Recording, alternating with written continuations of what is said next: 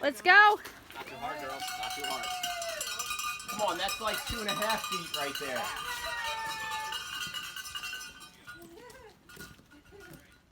Ben and Nephew, welcome to the Trails Collective interview series. I've wanted to speak to you for a while. How are you tonight? I'm good. How are you? I can't complain. It's a little rainy out there, but the weather is becoming spring-like, so better rain than snow, and hopefully I'll be able to get out on the trails pretty soon. So to start off this interview, I want to know a little bit about how you started running. Did you run back in high school and college, or did you come to it a little bit later in life? It started in the womb. Oh. No, I actually started off running, I guess at summer camp to some degree. Definitely not till high school. I initially was gonna go for, well, I did soccer, JV soccer my fall and freshman year in high school, and realized that you don't sit the bench when you run cross country.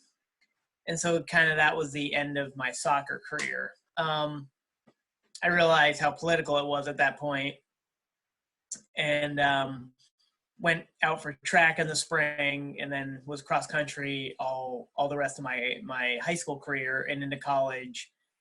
In college, we had a cross country team, but we had no track team. But so I went to college at Hobart in William Smith in the Finger Lakes. Mm-hmm.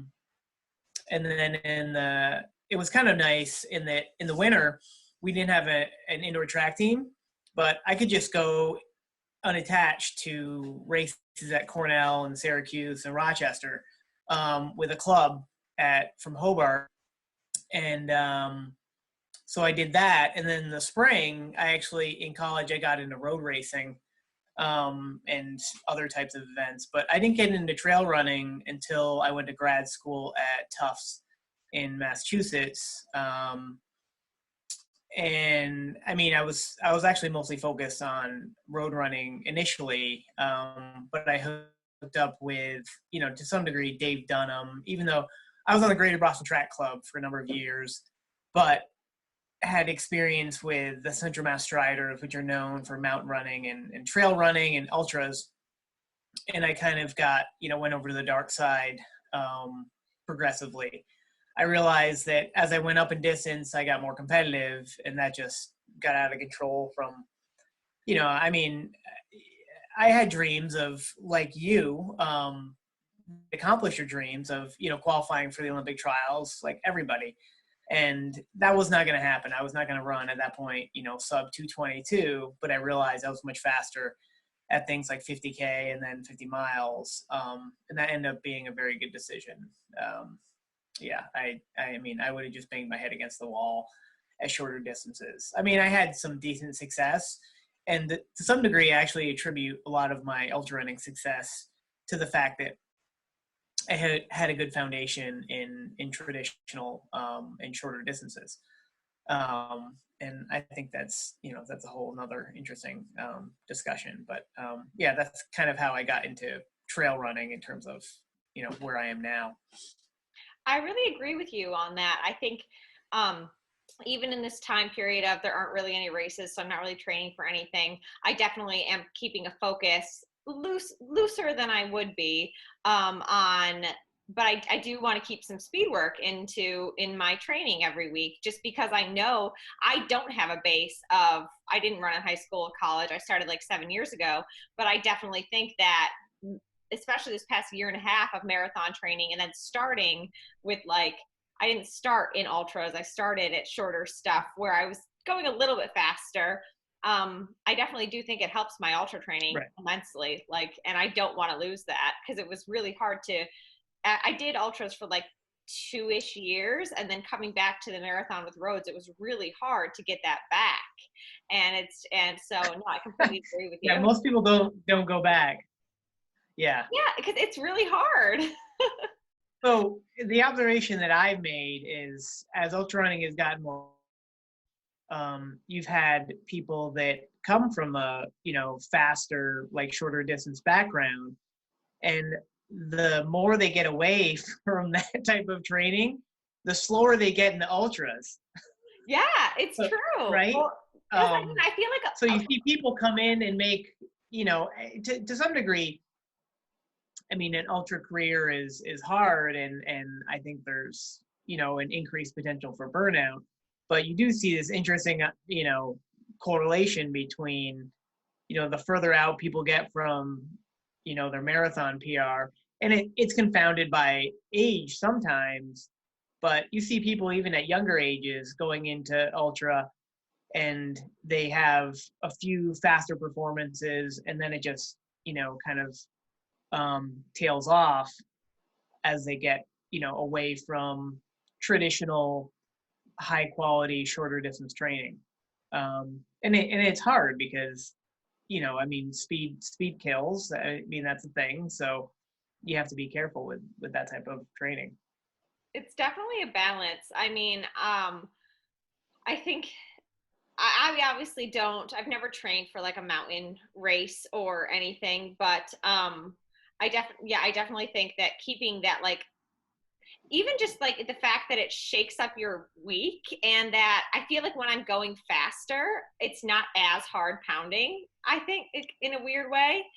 And so, it actually it was harder on my body to do just like a bunch of like easy miles than it would be to do Right. maybe even the same number of miles, but like at least 2 or faster, which I know Well, that like there's dovetail into your PhD and doctor of a professional in this area. So I'm sure you know exactly what I'm talking about. I mean, the physiology part is more of a hobby. I mean, most of my professional experience is in endocrinology, which is related, but I'm not an exercise physiologist by training. But having said that, I'm a scientist, and I read all sorts of exercise physiology related science on that. But I mean, there are plenty of examples of what people usually a common kind of progression is an increase in mileage into ultra mileage, and there's certainly a number of examples of people not being able to tolerate that and ending up with training syndrome, which to some degree is somewhat undefined. But you look at the ultra running Hall of Fame, and it's again confounded to some degree in the early years by people like having a full shorter distance career and then going into ultras. But in not all cases, you'll see people, even if they started relatively early, some of these careers were very intense, but very short at the same time, and very productive, but for various reasons, they're incredibly short, for various reasons. Oh, sure. Which, I mean, look at Anton, look at Jeff Rose. I mean, right. still dealing with some of that stuff, and like their careers were like 10 years ago, and they're still dealing with some of the overtraining. And I mean, arguably, like, for at least for my body, so I'm an N of equals 1. Obviously, we're all different, but to be completely honest, like I've had better success training and doing, which could just be experience, like I had more success at ultras when I've done more of like a marathon style approach rather than like the double long runs on the weekends. It's better for me to have like a shorter speed workout than do 2 long runs on the weekends. Like, I don't know. And I also, when you mentioned a little while ago that like the further people get away from their marathon PR, I think that some people still go to ultras because like they really just think it's like slow running, and they could just do tons of that and do ultras, which some people can. But I mean, it's also gotten a lot more competitive in the last 5 years, so yes you can't get away with that like you used to, for sure. That's true. Yes, that's very true. So let's talk a little bit more about your job then. Just to give people context of where you're coming from. And so let's go there. What's epidemiology? So, well, that's actually a small part of it. So I actually started in grad school studying stress physiology in birds. So that was my entire grad career at Tufts. And then I switched to rodents when I did my postdoc, and then when I started my own lab at the Tufts Veterinary School. So I'm not a vet, never was, never played one on TV, but I was at a vet school for many years in a biomedical sciences department, and focusing on depression, specifically postpartum depression and anxiety, and kind of got more connected with clinicians in the Massachusetts area and central Massachusetts, and kind of transitioned into more clinical studies. And then my position now at Worcester Polytechnic Institute, and I also have a position at UMass Medical School, is definitely, you know, getting more and more clinical. So we have a clinical trial on mindfulness, and how it is used to treat hypertension. But most of my work revolves around changes in the brain, so neuroscience, and how stress impacts the brain and behavior. And that kind of, you know, once you kind of go down the stress route, you can kind of apply it to anything.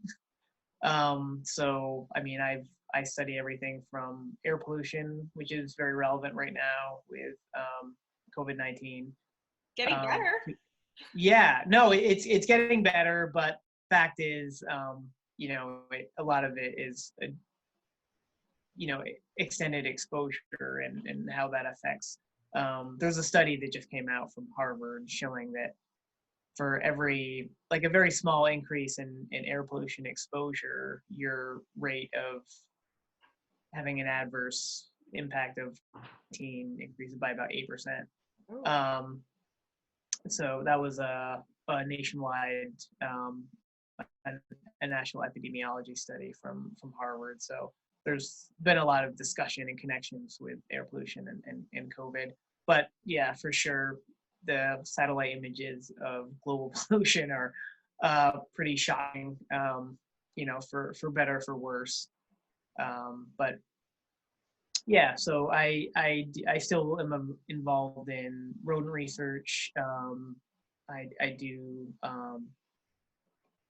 analysis of primate studies as well, and we do a number of human-related imaging analysis. So a lot of my time is spent analyzing functional MRI data. So you say you, like, broadly you've studied stress. So running is a stress. Yeah. The kind of running you do is Yep. very stressful. So like, Yep. tie it together. How have you used things that you've learned in the lab or have discovered, and how has that shaped your training, I guess, and then compare it from roads to ultras to the gnarly ultras that you do versus the, like, speedier ones that I do. Like, how has everything come together? So yeah, I mean, I think that, you know, I always had a goal of, you know, staying healthy, and that running should be, you know, a healthy endeavor. I always wanted to have, you know, a kind of long career, and the type of thing where I didn't want running to result in, you know, personal maiming and me to be decrepit. So, you know, I kind of made observations about levels of training and mileage, and you know, saw extremes. I mean, I was teammates with a guy who basically did 26 miles a day for years, and yeah, I mean, like, continuously, and you know, so I always try to find, you know, a happy medium there. And you know, I've also been aware of, you know, the benefits of certain types of training. Actually, you know, with a specific connection to running, I did a 1-year postdoc, and actually was just discussing this with someone that worked there. A number of local runners in this area have worked at Army labs in Natick, Massachusetts.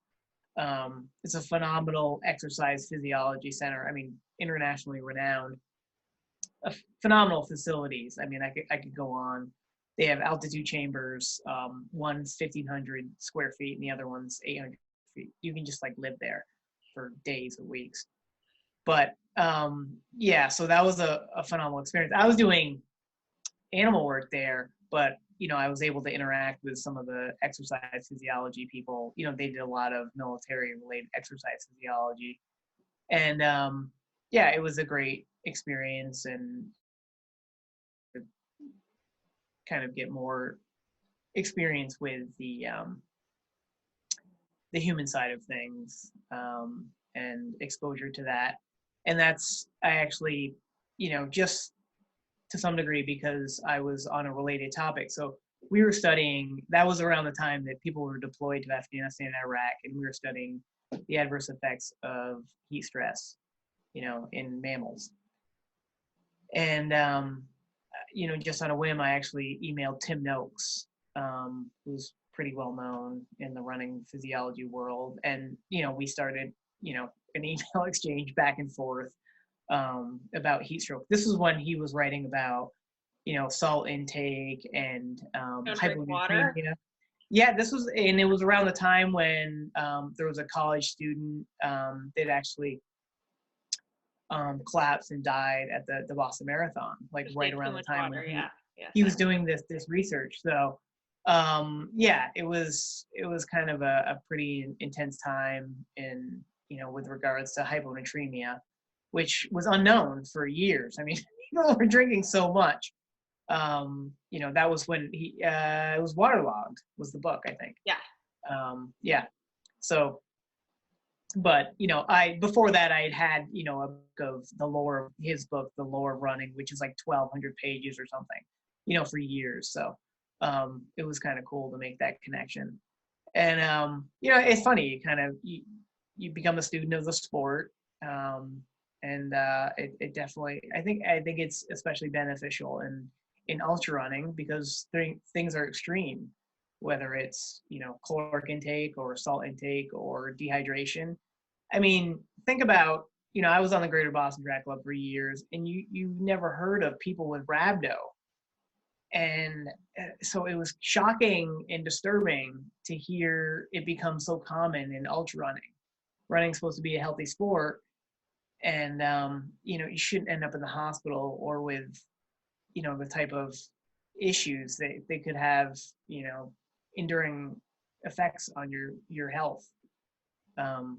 It's kind of a kind of incredible difference between traditional running and ultra running. I mean, I I know almost like no one who ended up in the hospital from marathon and shorter distances, and I know a whole pile of people who have ended up in the hospitals from running ultras. Why do you think that is? Like, why don't I mean, because there's some people that will stop.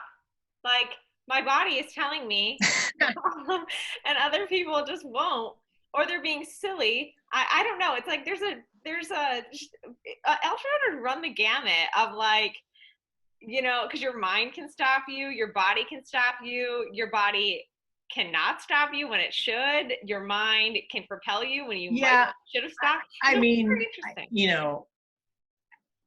I don't think this is a novel observation, but No. I've always joked that by nature, ultra running is extreme, and it definitely attracts people with a higher percentage of people with obsessive and compulsive tendencies. I mean, I think that's just basic logic, and then there's definitely a number of high profile personalities have been very open about their struggles with addiction, and so which is related in terms of compulsive behaviors and that type of thing, and people have used running and ultra. It's certainly a case where more is not always better, and some people have definitely gone off the deep end. So you can go from kind of being for an example would be being anorexic, and then getting back to like a healthy a healthy pattern of eating and then compensating by, running 120 miles a week. Yeah. So, I mean, there's a lot of that in running in general, and it's challenging, and it's been great to see, people be much more open about that. It's always interesting to see when runners get injured, how they cope then, which is a fascinating study. And I think even, I think it's just for everybody, not like I don't think you have to have an addictive personality to struggle with finding something else when you're injured. But it's always very interesting to see what happens when, because elite athletes now are more open about it. So what they do instead, and how some of them really do just embrace, like, I'm just off, and then others are like, let's go get on the elliptical, or it's an interesting topic. But right. So let's focus on you and your races. So I was scrolling through your ultra sign up, and in the early days, you did ComSet a couple times, and I just don't see. I did ComSet a lot. What were you saying? I just said I just don't see Ben Nephew running ComSet. I just see like Ben Nephew like scrambling up a hill. So why? So no, that was the early stages. So with Greater Boston Track Club, I was doing they have a phenomenal New England Road Race Grand Prix. All my training was, track and racing. I didn't race a lot on the track. Indoors I did. I was lucky, and I still miss this. When I lived closer to Boston, my local indoor training track was Reggie Lewis every week, and wow, that's cool. It was amazing, and there's some good stories from that. But yeah, I mean, that was a tremendous opportunity, like my local track, to go in. I hated going outdoors in the spring because Reggie was so much faster than an outdoor track on even a moderately windy day. So yeah, we had a lot of good workouts in there. And then, I was doing half marathons, and, it's funny because Boston ruined me for the marathon. I never did it, but I remember, early on when I moved to Boston, Tom Derderian's like, you have to come watch the race. And, and that'll, encourage you to do it next year. And, I watched it like 22 miles. And it's such a hard race to run well. And everyone has such high expectations, including all my Greater Boston teammates. And I just saw, 90% of my teammates just destroyed at like 22 miles, and just having, races far below their expectations. It was usually the Masters runners that really did well because they knew better. But yeah, and through the shorter distances, I realized, I was doing shorter distances, and then I was dabbling into trails, and the big realization came when I raced Dave Dunham at this Merrimack River 10-mile race, which has been going on for decades at this point.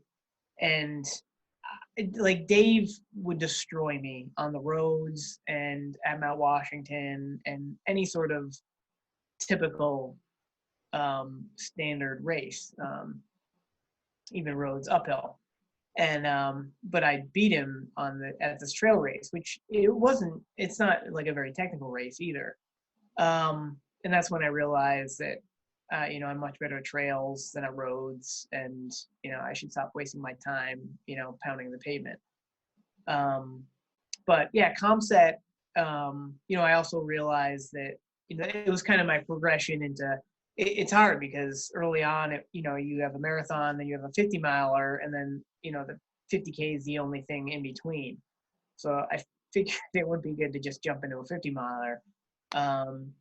So I got into 50Ks, and so yeah, I competed internationally at 3 different 50K IAU championships.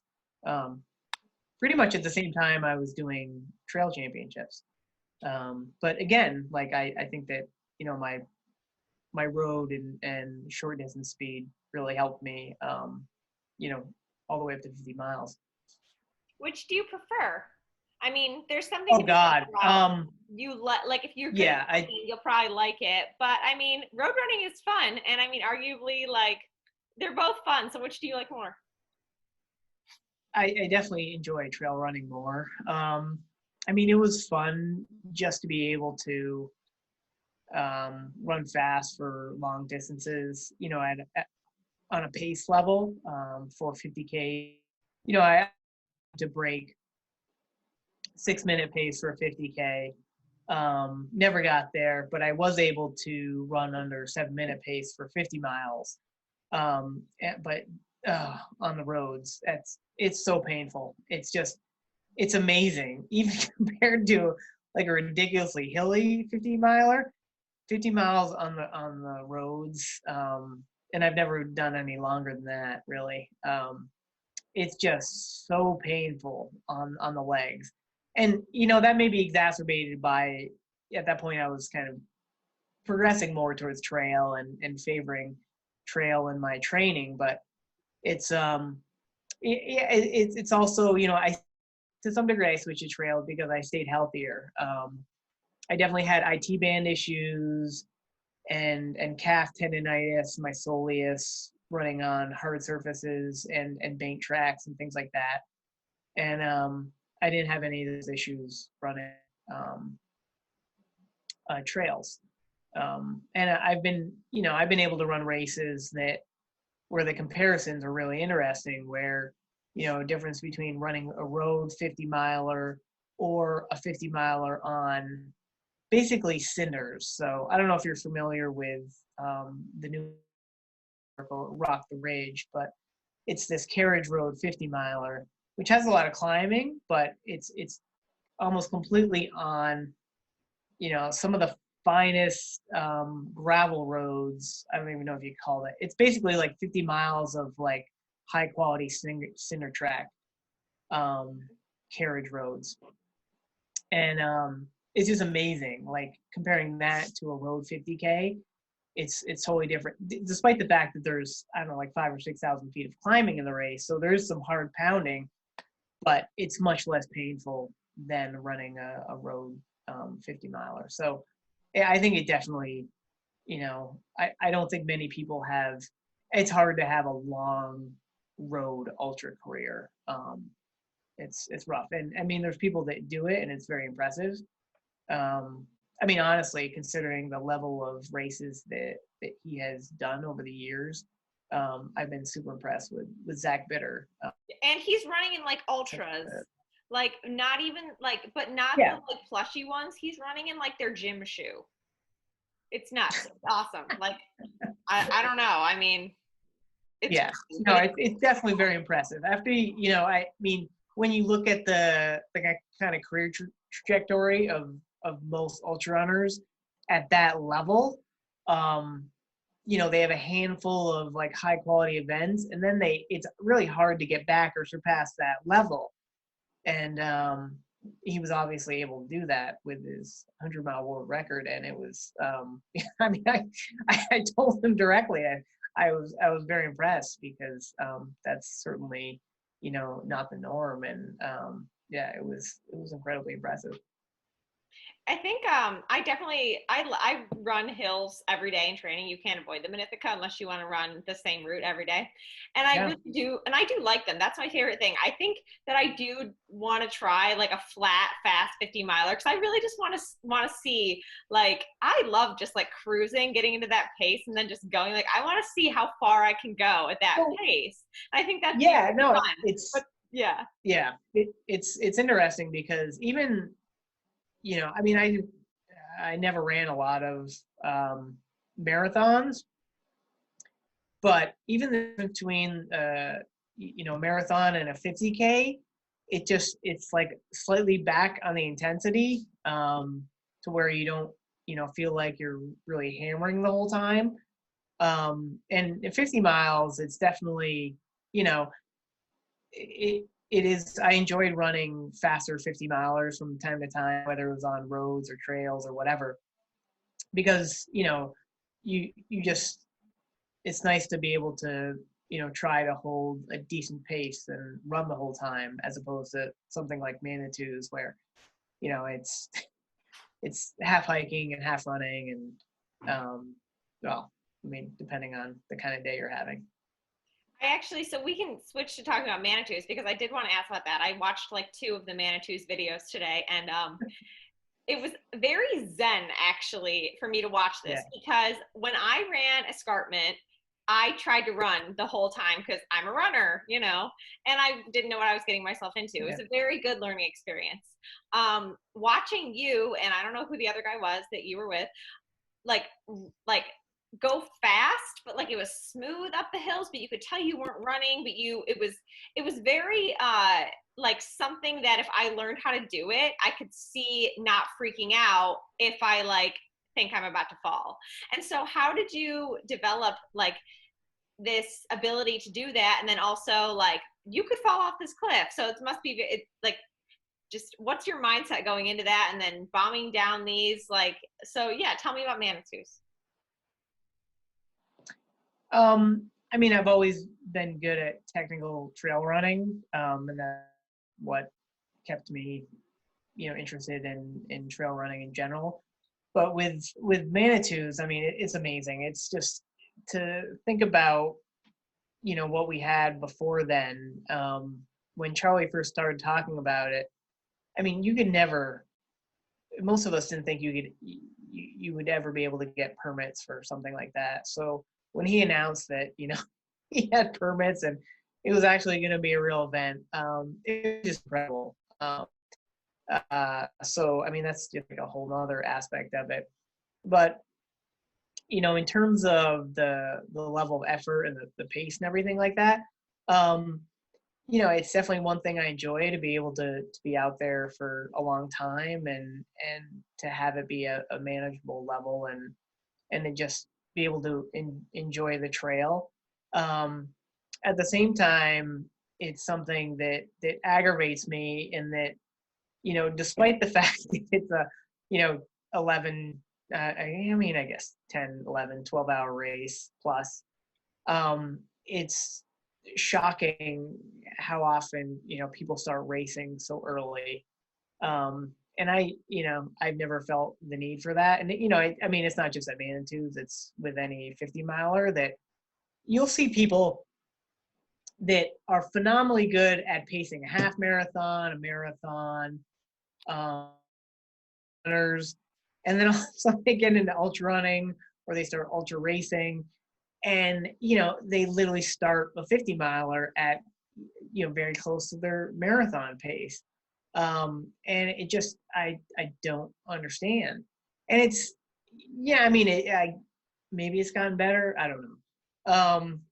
It's hard to say, but yeah, no, I mean, it's just bizarre, the contrast, when you think of someone like, I don't know, like, let's just throw it out there, like Max King early on in his ultra career where, he was having, really solid marathons and knew how to pace a marathon and, really struggled for a while with ultra distances, whether it was 50K or, 50 miles. And it's just, it's aggravating because there's this opportunity to actually be in a race, but run together literally for hours at a time. I mean, honestly, there's no reason to do anything drastic at Manitous for like 8 hours at least.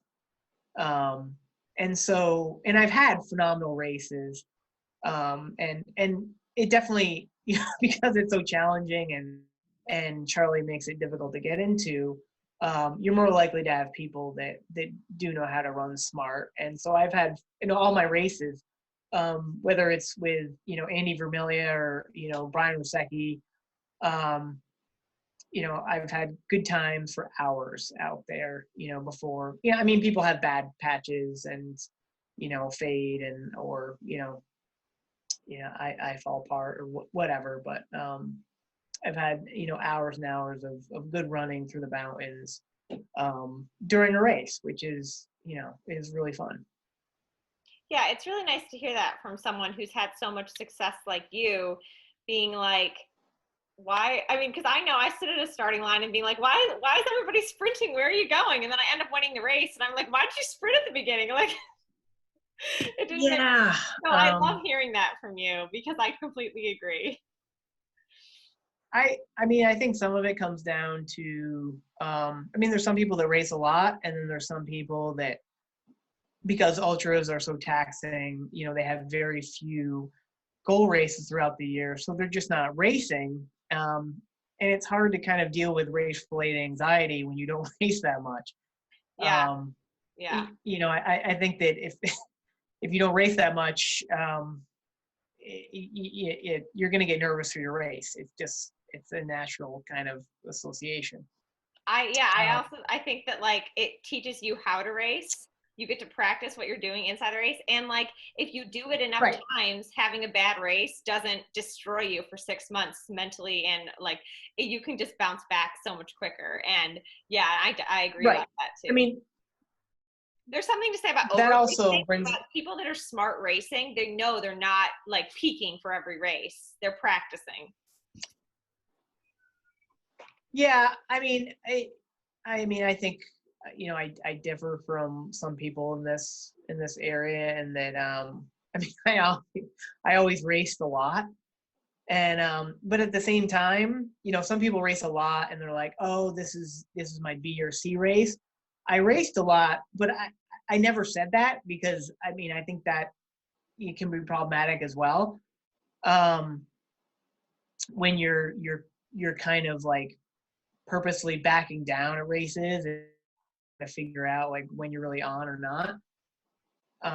I used active racing and frequent racing to make sure that I was tapering and recovering. So if you're treating things like B and C races, but well, that's no better than just, you know, training for an extremely extended period of time for a goal race, because you're not tapering for your race because I'm training through it, and then you're not really recovering.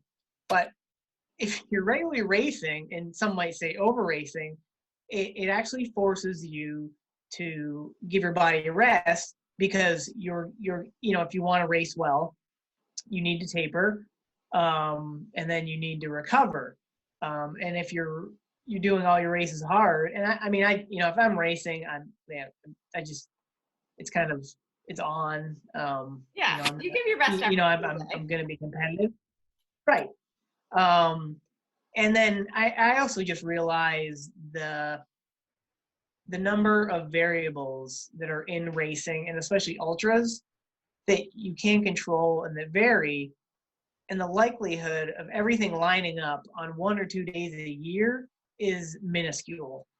And so, like with all the athletes I train, you know, as soon as they're like, oh, I'm my goal race is this race in Switzerland and this, and I'm like, so what are your 3 backup races, in case you get a cold that week, you know, or just don't deal with altitude well, or, you know, the list goes on and on and on. And so,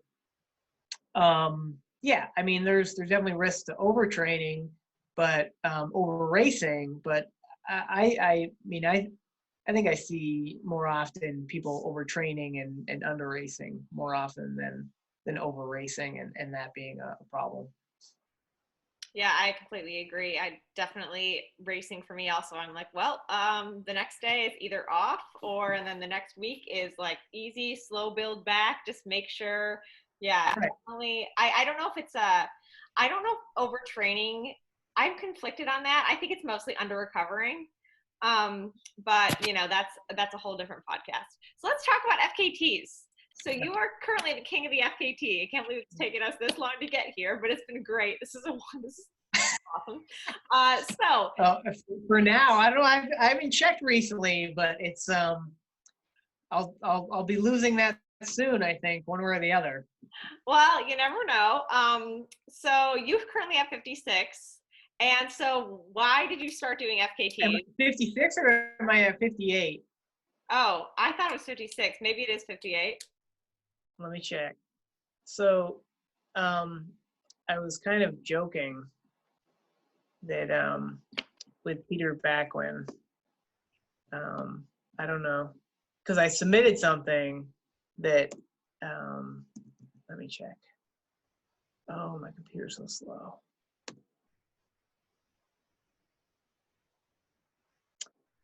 Yeah, I do love FKTs and think it's been such an awesome thing. Anyway, you have a lot.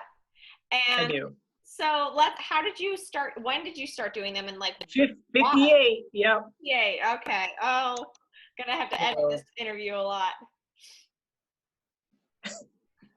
So why did you start? So, I mean, it was almost like they were made for me. Because I've, whether it's work or school or, kids, I've always done a lot of my training alone. And I'm also the type of person that, doesn't have a lot of natural ability. So I've always had to train at a high level. So, I've always had to push myself by myself very hard, whether it was workouts or, time trials or anything like that. And then, my schedule's always been challenging. I used to race all the time, ridiculous frequency before kids. And FKT came around the time, when we started having, my wife Stephanie and I started having children. And you just lose that flexibility to race all the time. I mean, I used to drive like 3 hours to a 5K snowshoe race, multiple, all winter long. And you just can't do that when you have a family. And so FKTs allow you the flexibility. And the other thing was, this is getting back to Charlie and Manitous. I mean, I race so much that after a while, you just get tired of the same old trail races and wonder why, when you start to run up in the White Mountains, why the heck there isn't a race on the presidential range. And now there is. It's just called an FKT in the Pemi Loop. And it's just, it's funny at the same time there was the FKT, thing taking hold. And then, people like Ian were making Breakneck, and there was Manitous and Cat's Tail. And at least in the Northeast, the races finally started diversifying and becoming real destination events. And it's still challenging. I mean, we don't have the trail networks, for longer races with easy permits. I mean, Escarpment was grandfathered in, for 44 years. And, me and Escarpment are about the same age. And, but yeah, in terms of my attraction to, I've always been able to push myself independently and always enjoy that. Some people don't like running hard unless it's a race, and I've never had that issue. And, just kind of love being able to functionally race on the type of routes that, you could with FKTs. And I just love the flexibility and, the kind of ability to map out new routes and FKTs and try and come up with some, original routes in that, whether it's, I mean, some of these are obviously really well known that have been around for decades and hundreds of years, and it's fun to race those, like the Prezi and the Great Range and things like that. And then it's also fun to make new routes as well. So yeah, no, I mean, I just love it. It's been great. That does sound good. You're selling it. I'm not an FKT. Like, I haven't caught the bug, but I now doing all my training alone. I think that I mean, I definitely know training with other people gets more, I think in the beginning gets more out of myself because I didn't think I could do that. But I do think there is a very, it's very helpful to know how to train by yourself and push yourself hard. So maybe I should try an FKT and I'll see because racing does also I like racing. I mean, I go faster. I don't know. So when you're about to run an FKT, how do you push yourself so fast? I mean, I treat it like a race. So when I was training for, half marathons and marathons and 50Ks, I mean, I think this is a good illustration of like my lack of talent and what it took. So my best 50K races, my training would go 18, 20, 22, 24. I don't think I really, it's interesting, even with doing long runs, you get to like 20 to 24 and you know, the long-term damage starts to accumulate. So I mean, I you know, it's kind of funny. 20. Even I'm if you're 20's good. right. So, but I would do my 20 miles, 22, you know, I mean, maybe 24, 25, in training for a 50K pace at or faster than my goal 50K pace. And that's just what I realized it, you know, was required for me to have my best races. I mean, I swear to God, I ran a like mad half props to marathon. you. Yeah. So, I mean, I was running, you know, 6 minutes, sub 6 minute pace, like by myself around loops, you know, in my town in preparing for road 50Ks. You didn't know you were preparing for Which, FKT glory. yeah. So, I mean, this is why, you know, I mean, maybe I should have done more 50Ks. And honestly, there's not a lot of fast, flat 50. Comset is potentially fast, but weather is like, the time of year. It's Water nuts. Gap. Come on. Come to Water Gap. Yeah, well, by that help time, me- I you was can like help me get a beyond PR. the high speed level. Yeah, no, I definitely, it was attractive for that, and maybe I'll give it a shot and, you know, see. But I mean, my 50K PR, you know, when I was running really fast at 10K, and that's not happening anymore. I mean, maybe, you know, that guy from Wired just ran 229 at 44, so I did just see that. That's a good that's really article. impressive. Yeah. So that's an amazing article.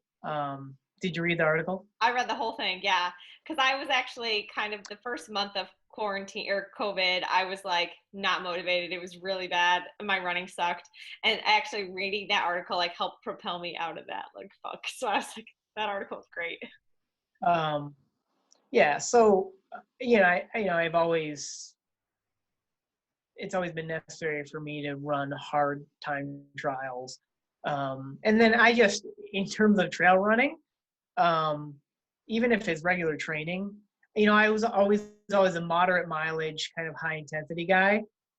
If the weather gets nice, you know, I'll just be running like back to back virtual tempo runs just because the weather's awesome and I enjoy running fast, you know, for better, for worse. And honestly, you can kind of get away with that on the trails and not so much on the roads.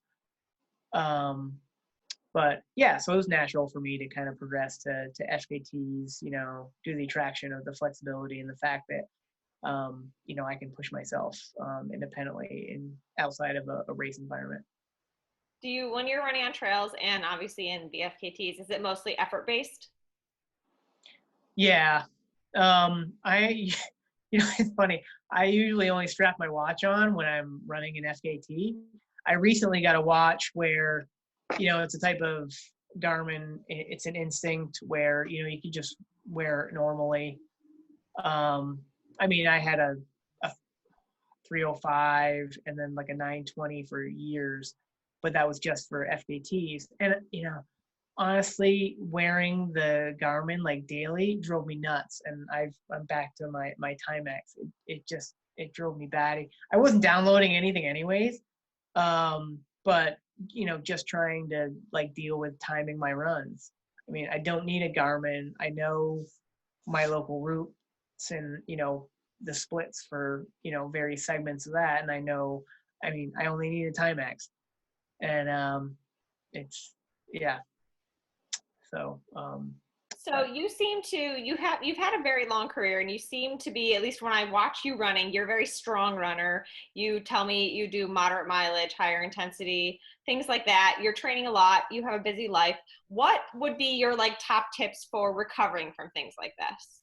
Like your daily training? Like if you were to do multiple days of tempos, like what outside of your life helps you like recover from things like that for your body and your mind?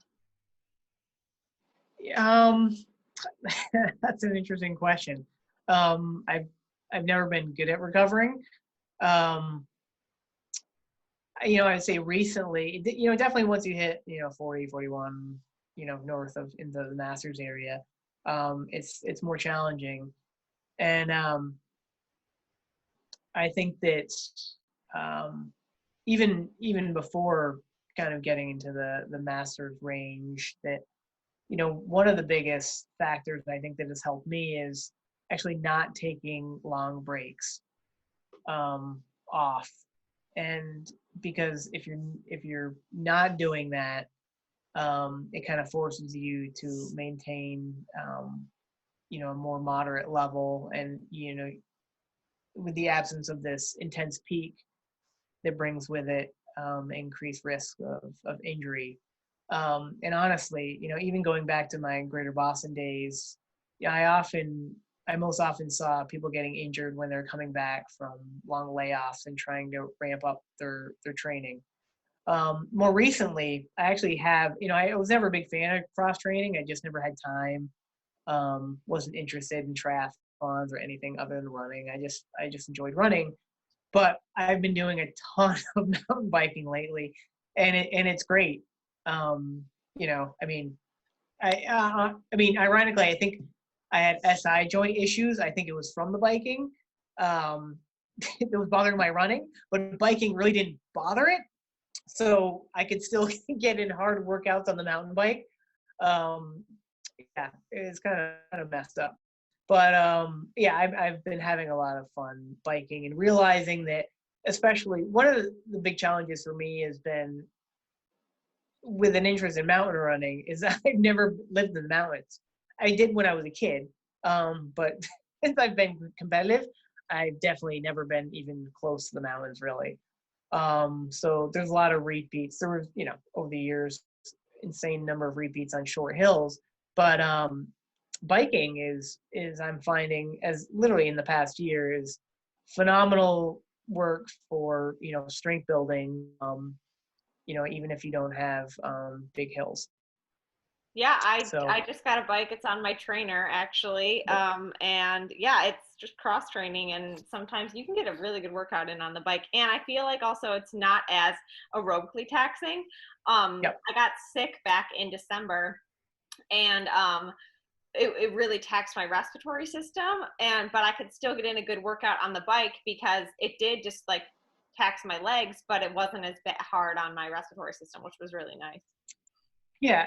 In the past before biking, when I did have, when I was banged up or injured or whatever, I definitely would get on an elliptical or a arc trainer, and you can maintain a pretty incredible level of fitness without running on, like a Stairmaster, arc trainer, or elliptical, and and still allow your body to heal. I mean, it depends on what type of injury you have, but great options.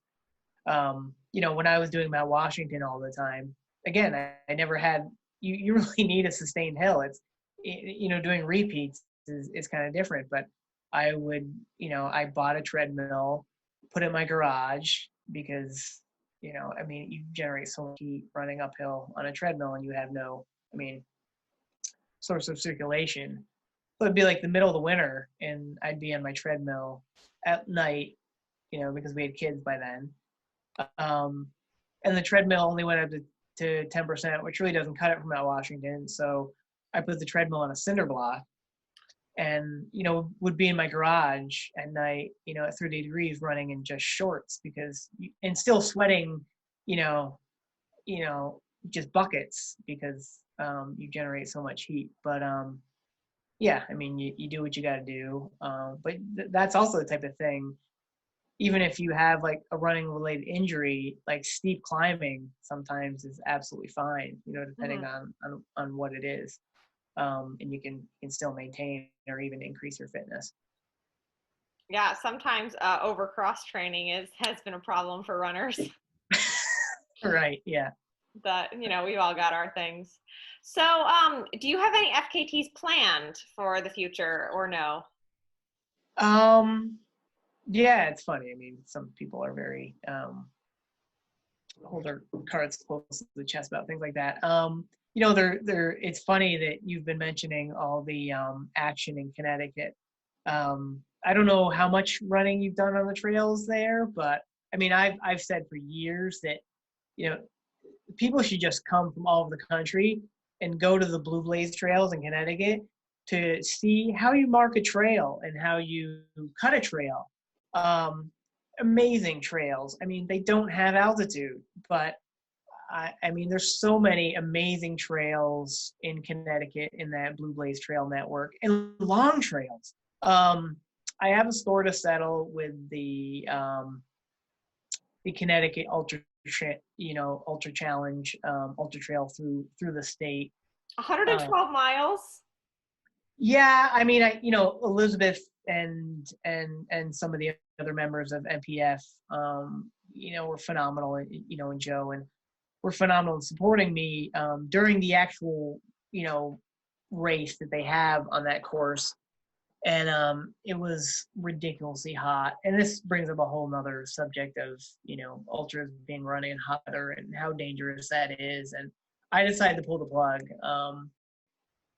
because it was just, I was in a rough spot, and it was far too hot. I surely had not heat stroke, but heat exhaustion. And but I'd like to go back. I mean, I've done almost every single mile of it in one way or another. It is hard to follow. Unless you're local, you need someone to really guide you through it. But it's pretty amazing. I mean, and I've done another run where, I mean, I want to get to the ocean. You end at the ocean, and that's really cool. I did that in Rhode Island on an amazing day with a few buddies of mine, and I'd like to do that in Connecticut and just have a good day where I feel good and just see what I can do on that. I've never been attracted to 100 miles. I think there's a lot of risk in that, but I'm curious about that particular route, as well as the Schwungert Ridge Trail. So the painting in back of me is a painting from my wife's mom of my wife and I getting married at Mohonk. So the Catskills and the Schwungert Ridge particularly are very special to me for a lot of races and just family connections. And it's amazing. I mean, it's shocking that more people, I mean, I guess now there's a ton of people running and walking in that area, but typically you really don't see anybody running. I mean, it's just shocking how little trail running there is in that area, considering the quality of the trails. And so I'd like to do the Schwungert Ridge Trail at some point. And there, there's a few other FKTs that I have, my mind. I mean, I'm losing FKTs every week. So, I mean, there's definitely opportunities to go back and try to get some of them. Some of them are, it's not going to happen.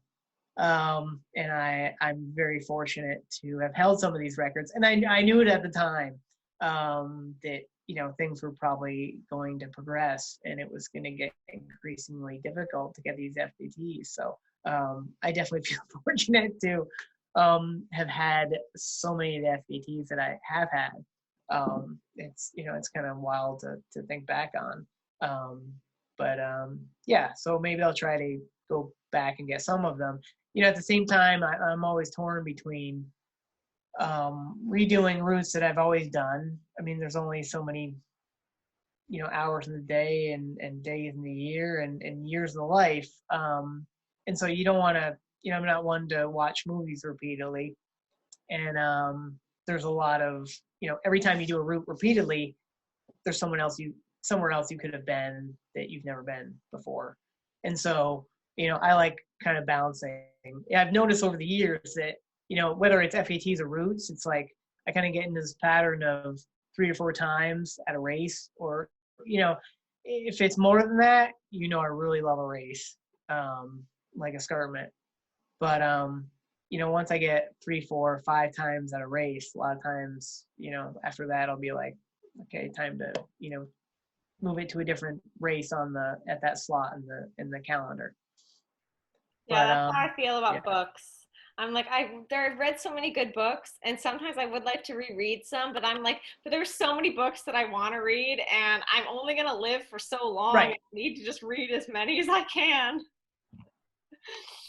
Yep. Well, this conversation has been great, Ben. Do you have anything else you want to talk about today?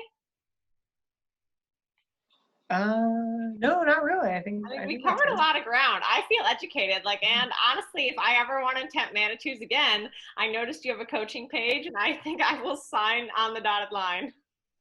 No, that's been fun. It's I think I've always taken for granted the fact that I was blessed with amazing coaches throughout my entire career, and the fact that it is very close to like my job.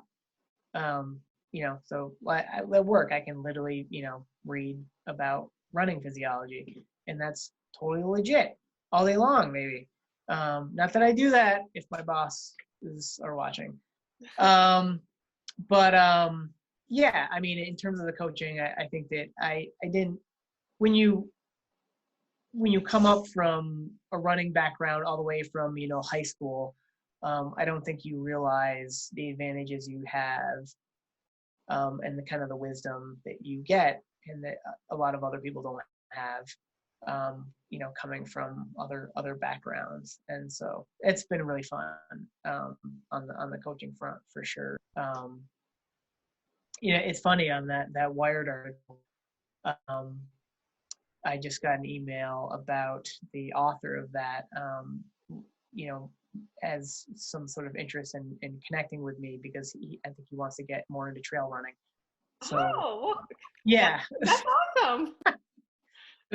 he's done escarpment in the past, and so he may be getting more into trail running. So yeah, we'll see where that goes. It's kind of funny. That's really cool. Congratulations. Yeah. All right. Well, just to close it down, where can people, website, coaching services, social media links, where can people find you? Yeah, so that's all through Mountain Peak Fitness. I'm very appreciative of Elizabeth and Joe over the years, and all the work that they and Ian Golden have done on the northeastern trail running community.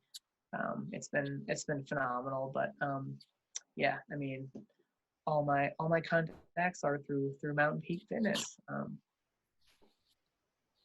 right. Well, they are wonderful people. I'm very lucky to have met them as well. And thank you so much for spending this enlightening hour with me, Ben. And hopefully I will see you out there on the trails someday. Yeah, definitely. Have a good night. You too.